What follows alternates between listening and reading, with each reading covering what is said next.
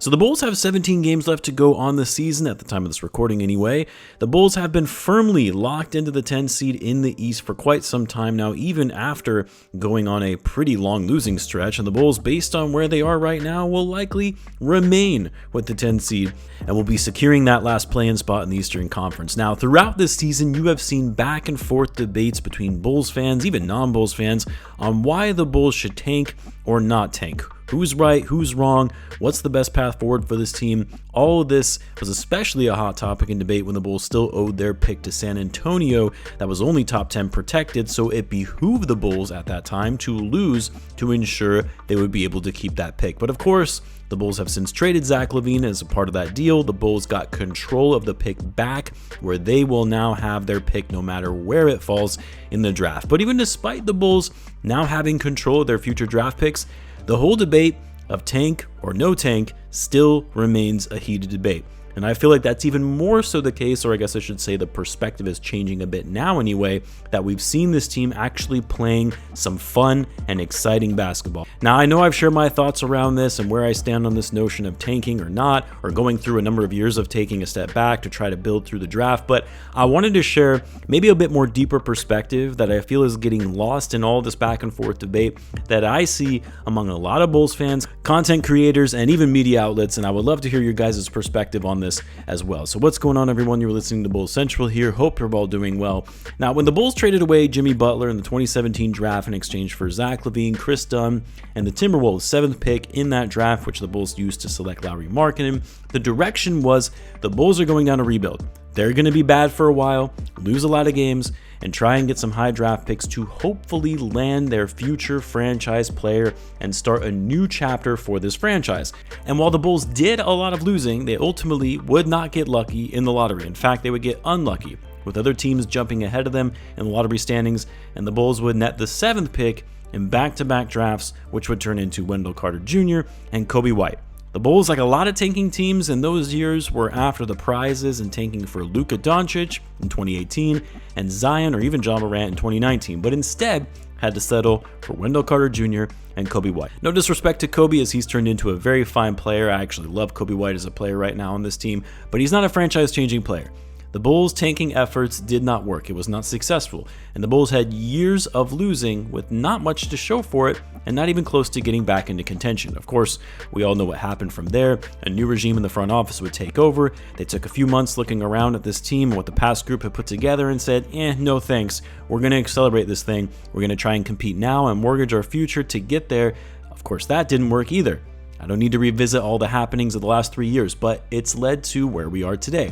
But regardless, this was an instance of tanking not working in the Bulls' recent history. There have, of course, been a number of other instances throughout history. Obviously, the Charlotte Hornets have been through the years of just being a bad team, multiple losing seasons, and it's never really gotten them anywhere except for more recently, where they were able to get LaMelo Ball and Brandon Miller. But still, they remain one of the worst teams in basketball. The Sacramento Kings for years were awful. Lottery picks year after year, busted picks year after year, 16 straight seasons of not making the playoffs. The Philadelphia 76ers, who openly admitted to tanking and calling it quote-unquote trusting the process, putting up some of the worst season records in NBA history. And while they would land a franchise player in Joel Embiid, and later on would get what was thought to be one of the greatest prospects since LeBron James and Ben Simmons, but despite actually landing some of the best prospects in those drafts, the Sixers to this day have never made it beyond the second round of the playoffs and are on their way to missing the play-in this season. Now, don't get me wrong, there have been instances where tanking has worked. A lot of people like to say the Celtics are a prime example of a success story of tanking, given they took a step back and it led to their future stars they have today in Jason Tatum and Jaylen Brown. But actually, the Celtics got those guys from the picks that weren't even their own. No, those came from the Brooklyn Nets in what was one of the worst trades in NBA history, where the Nets would send unprotected picks to the Celtics for an aging core of Paul Pierce and Kevin Garnett. That said, the Celtics, they went down a route of rebuilding. They took a step back, acquiring draft capital, and built their team into what it is today. And then, of course, you got a team like the Oklahoma City Thunder, who have actually successfully implemented this multiple times, despite yet having won a championship. But obviously going the rebuilding route back when they were the Sonics, that led to Kevin Durant, Russell Westbrook, and then eventually James Harden when they moved to Oklahoma City, they would be one of the youngest and brightest teams in the league at that time, and would be contenders until they blew it up after trading Paul George and landing a plethora of picks, as well as their current franchise player in Shai Gilgeous-Alexander, and are currently one of the best teams in the league and well positioned to be a favorite to win the championship this season. And yeah, you could go back even further, right? The Warriors, year after year, losing, always at the bottom of the Western Conference, but they finally landed the face of their franchise in Steph Curry that changed the trajectory of that team. So yes, there have been multiple instances in recent history where tanking for high draft picks hasn't worked, but also there have been times where it has worked. And so look, the way I view it is just like in anything that we do, there are risks and downsides to going down a particular path, and there would be rewards and benefits to it as well. The same applies here when it comes to tanking, or in the case of the Bulls, focusing more on the development of their players, and if they win more than expected, so be it. There are risks and downsides to both strategies. It doesn't necessarily mean that one path is right or wrong, but how it's executed. At the end of the day, can the front office execute upon what they have? Part of the reason why some tanking efforts fail is because of how the approach was handled. Did they do the right thing to develop the players they drafted? Did they further add and build around the young talent that they had? Some of it also is just luck too, like the draft lottery is by definition left to chance. Now you can control your odds to help improve your chances at getting a top pick, but it's never guaranteed. And there have been so many cases of some teams successfully quote-unquote tanking, i.e. trying to get the worst record possible, but then missing out on a top pick, or the reverse where a mid team, who may not even be tanking, somehow defies the odds and gets the number one selection. Need I remind everyone that the Hawks got the number one pick with just a 3% chance of getting it. This was after they went to the play-in last year. And then I haven't even mentioned that you actually have to hit on your draft pick as well. I mean, we've seen countless times where teams draft a top 5 player and the player they selected doesn't amount to anything in the league, while you see cases of players going in the later part of the lottery turn into stars like Shai Gilgeous-Alexander, Donovan Mitchell, Giannis, players that didn't go in the top 10. I won't even mention guys like Jokic and Jalen Brunson who went in the second round.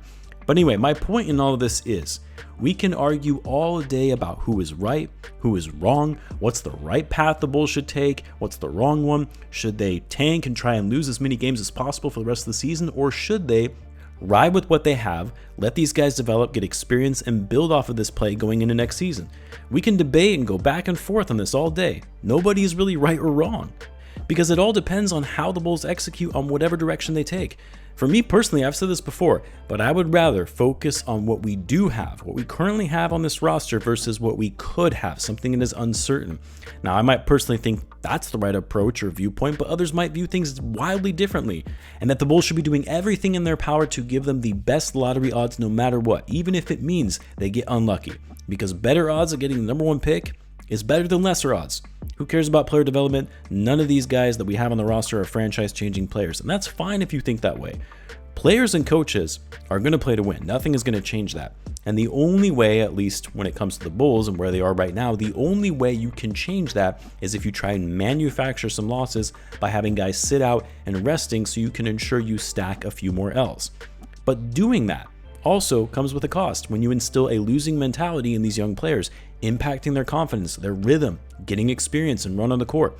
If you further perpetuate this notion that losing is okay, or hell, even preferred, then these young guys, the guys you currently have, not what you might get in the future, but the guys you currently have, they're not going to build a winning mindset, a win at all cost, ultimate competitor mentality. That's the kind of mentality I want the players to have on my team. So yes, the Bulls are once again sitting in the land of mediocrity.